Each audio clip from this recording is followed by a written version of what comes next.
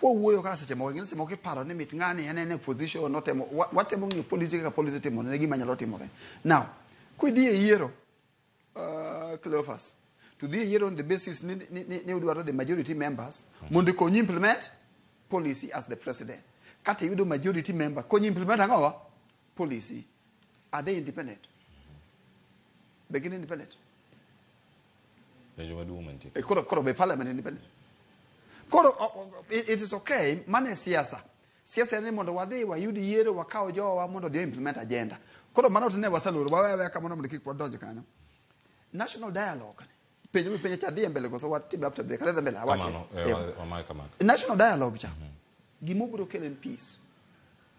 Ka NGCDF obedo retrench gimeni katiba. To office of prime minister kind of official position otimnadi. Oketi donge. Jio de obedo piny ni koro what discuss cost of living. Odhi otimi gigi te national dialogue report ko bedo implemented. Koro what is the impact e jopiny? Gima gini biro kelo mondo be kik jopiny riti gimoro maduong' ni ne dhi e parliament ni koro wadhi yudo resruok. Onge gima gini biro kelo en mana kaka Seth osawache kendo yie gi Seth. Odhi kelo gima iluongo ni peace. Mondo mi peace bedi. Nyoro ne watimo policy moro mar rating to government. Manyiso ne ya. Nitie gima kesungu luongo ne ya physical violence. Mineno ji dhaw ni ji dhi e protest ni.